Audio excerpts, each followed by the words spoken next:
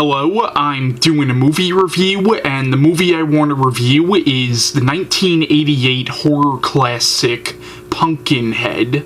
Now, Pumpkinhead is directed by special effects artist Stan Winston, who before this did effects work for movies like The Terminator, Aliens, and Predator, and he would go on to do effects work for movies like Terminator 2 and Jurassic Park. So, the plot of Pumpkinhead is it's about a man named Ed Harley, played by Lance Henriksen, who is a single father taking care of his son Billy. Now, Ed owns this rest stop that's pretty much in the middle of nowhere, and in the movie, a group of teenagers or young adults are staying at this cabin not too far from Ed Harley's rest stop, and they come there, and one of them has been drinking, and he's messing around on his motorcycle. Now, Ed has to go out for a little bit, but he trusts Billy to mind the store, but what ends up happening is Billy's dog ends up running out of the store because it hears the motorcycle going, so Billy goes to chase the dog, and this guy who is messing around on the motorcycle ends up accidentally hitting Billy and severely injuring him. So everybody freaks out after this guy hits Billy on the motorcycle, and they all leave, but one of them stays behind to take care of Billy, and Ed comes back and finds Billy like that, and he takes Billy away, and Billy unfortunately dies. So after Billy dies, Ed becomes so grief-stricken over Billy's death that his grief ends up becoming a lust for revenge against these teenagers who he blames for Billy's death. Now, when Ed was a child, he heard stories about this witch that lives in the woods, and supposedly if a person's loved one was killed, that person could go to this witch, and the witch would summon a demon called Pumpkinhead to kill whoever killed that person's loved one. Now, Ed knows the legend is real because it turns out that when Ed was a child, he actually saw Pumpkinhead, and you see it in a little prologue in the beginning of the movie showing Ed as a child, and, so Ed, he ends up going to this witch whose name is Haggis, and basically, Haggis ends up helping Ed summon this demon called Pumpkinhead, so then Pumpkinhead goes after this group of teenagers, but what Ed doesn't realize at the time is that by summoning Pumpkinhead, he has also pretty much sold his soul to the devil, and now with every person that Pumpkinhead kills, Ed feels that person's pain, and now Ed is actually starting to slowly transform into a demon himself, and that's the basic plot line of Pumpkinhead. But Ed realizes that what he did was wrong, so in the movie he tries to stop Pumpkinhead. Now, I actually have Pumpkinhead on DVD, and I actually have 2 copies of the movie. I have this edition of the movie, which is the old edition, which really doesn't have any special features, and then I have the collector's edition, which comes with an audio commentary and a really good documentary on the making of Pumpkinhead. Now, I love Pumpkinhead. This is definitely one of my all-time favorite horror films, and I think this is a criminally underrated movie. The reason I think it's an underrated movie is because if you look up reviews for this movie on, like, IMDb, you hear people saying, like, well, it's a decent horror flick, but not a classic by any means, and I'm like, what the fuck are you talking about? I definitely think this movie is a classic, and once again, I think it's underrated because I feel like people don't really appreciate this movie for being the horror classic that it is, in my opinion. Now, I first saw this movie when I was like, God, I had to be like 7 years old when I first saw this movie. I actually saw it on this on this VHS tape that was actually taped off TV. So right before it was actually a Tales from the Crypt episode. It was actually the episode On a Dead Man's Chest. So I remember right before I saw this movie, I also saw that Tales from the Crypt episode, which when I was a little kid, that episode scared the living fuck out of me. But once again, I think Pumpkinhead is a great movie, and what I really love about this movie is it's actually a very well-made movie, and actually a pretty well-acted movie as well. Even the teenaged characters in the movie, they don't come off as your stereotypical horror movie characters that a lot of teenaged characters in slasher films that were coming out at this time come off as. Like, they actually come off as real people. Even the character of Joel, who is the one who hit Billy on the motorcycle, at first he comes off as being a real dickhead, but you realize that he's actually really sorry for what he did, and he's really not a bad guy. He just made a horrible mistake, and, you know, the characters really do come off as being very three-dimensional. But one thing that definitely makes this movie is its atmosphere.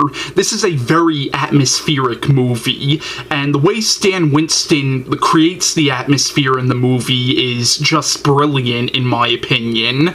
And it's also, once again, a very well-made movie, and the demon in the movie, Pumpkinhead, looks so freaking good. What's really cool about Pumpkinhead in this movie is Pumpkinhead legitimately looks real in the movie. Like, if a demon were to come to Earth and take on a physical form, that's probably what it would look like. Like, the demon in this movie actually legitimately looks real, and it's freaking scary as fuck. Like, if I was in the middle of the woods in the middle of the night and I saw that thing, I would do either two things. I would run like hell, or I would probably curl up into a ball and cry, because seriously, if I saw that thing in real life, I would probably shit my pants. Now, Pumpkinhead also comes off as being almost like a dark, modern-day fairy tale in a way, and like most fairy tales, it does have a moral. The moral of the story is really not to let your anger overtake you, and in the movie, Pumpkinhead is the physical manifestation of Ed Harley's rage against these teenagers who he blames for the death of his son. But Ed Harley is a great character, and Lance Henriksen does an amazing job playing him. Now, in the beginning of the movie, you see Ed Harley's interactions with his son, and you realize that he does legitimately love his son, which makes his son's death in the movie all the more heartbreaking. But after his son's death, you see Ed Harley's descent into darkness, pretty much, and you realize that by summoning this demon, he has sold his soul to the devil, so now he's turning into a demon himself, and pretty much him and Pumpkinhead are becoming one in a way. Now, in the movie, it's heavily implied that there are other demons like Pumpkinhead in this one particular scene in the movie. Basically, in the movie, there's a scene where Haggis tells Ed Harley that inside of all of man's evils lies a special demon. That almost implies that there is a demon for all of man's sins. You know, like, obviously, Pumpkinhead represents vengeance and wrath, but in that one particular scene, it almost implies that there is a demon for each of the 7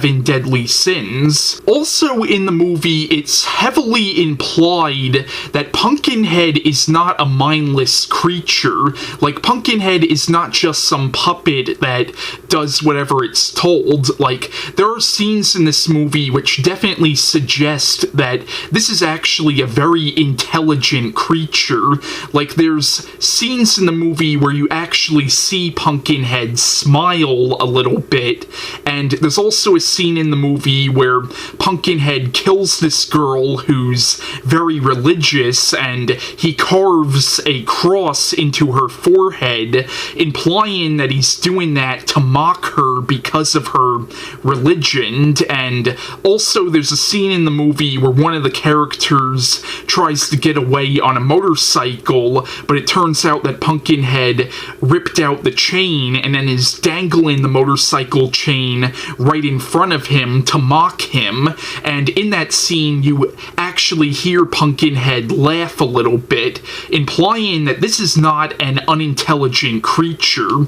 Pumpkinhead actually does have some human intelligence in this movie. Now, according to the special features on the collector's edition DVD of Pumpkinhead, the filmmakers actually made this movie as kind of like a tribute or homage to 50s B movies, and it does have kind of that feel, but at the same time it's much deeper than that. What I like about the movie is it does kind of combine the feels of a couple of different genres. Like, it does have kind of the feel of a 50s B movie, but it also has kind of the feel of a lot of slasher movies that were coming out at this time, but it also has the feel of a modern day fairy tale, as well as a campfire story in a way. Now, Pumpkinhead is said to be inspired by a poem by Ed Justin called Pumpkinhead, but according to the special features on the DVD, apparently they came up with the concept of this movie before that poem, but they took the name Pumpkinhead from the poem, and the poem is actually said in the movie. Now, what's interesting is there's a book by Robert McCammon called Usher's Passing, which was written in 1984, 4 years before this movie came out, and I wouldn't be surprised if I found out that they may have taken some elements from that book for this movie, because in the book Usher's Passing, there is a backwoods community very similar to a backwoods community that's in this movie, and also the villain of the book Usher's Passing was a demon called the Pumpkin Man. Now, none of the filmmakers behind this movie ever came out and said that this movie was inspired by Usher's Passing, but I wouldn't be surprised if I found out that the filmmakers took some elements from that book. The movie also seems to take some plot elements from the Stephen King novel Pet Sematary, and if you've read Pet Sematary and you see this movie, you could kind of see the similarities. I mean, obviously this movie is not a direct adaptation of Pet Sematary, but there are some similarities, though. Now, in 1994, Pumpkinhead spawned a directed-video sequel called Pumpkinhead 2 Blood Wings, and then in 2006 and 2007, the Sci-Fi Channel released two made-for-TV sequels to Pumpkinhead called Pumpkinhead Ashes to Ashes and Pumpkinhead Blood Feud, but none of the sequels were anywhere near as good as this movie, in my opinion. There was also a Dark Horse comic book series based on the movie called Pumpkinhead The Rites of Exorcism, which was originally going to be a 4-part comic book series, but unfortunately there were only 2 issues of the comic book series. I guess it got cancelled like halfway through. The band The Misfits also did a song based on this movie, and if you actually listen to the lyrics to that song, the lyrics to the song pretty much sum up the plot of this movie really well, actually. But yeah, that's my review on Pumpkinhead. If you haven't seen it, definitely check it out, and bye.